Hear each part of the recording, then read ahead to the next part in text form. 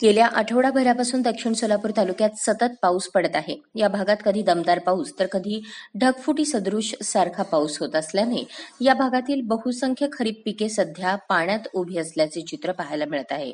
म्हणून एमके फाउंडेशनचे संस्थापक तथा दक्षिण सोलापूर तालुक्याचे जनसेवक महादेव कोगनुरे यांनी शेतकऱ्यांच्या बांधावर जाऊन खरीप पिकांची पाहणी करून शेतकऱ्यांना धीर दिला. यावेळी काँग्रेस पक्षाचे पदाधिकारी, कार्यकर्ते तसेच एमके फाउंडेशनचे पदाधिकारी उपस्थित होते.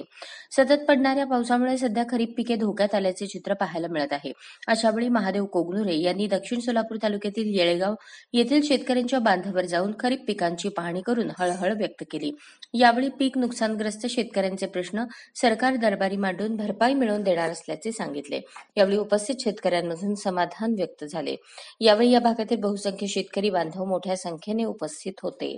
निसर्गावर अवलंबून असलेल्या शेतकरी बांधवांना वर्षभर शेतात काबाड कष्ट करावे लागते, परंतु दुष्काळ आणि अतिवृष्टीमुळे शेतकऱ्यांचे मोठ्या प्रमाणात नुकसान होते. अशा नुकसानग्रस्त शेतकऱ्यांना न्याय देण्यासाठी मी प्रयत्न करणार असल्याचे महादेव कोगनुरे यांनी सांगितले. अशाच नवनवीन अपडेटसाठी जनता राज्य न्यूज चॅनलला सबस्क्राईब करा, लाईक करा आणि शेअर करायला विसरू नका.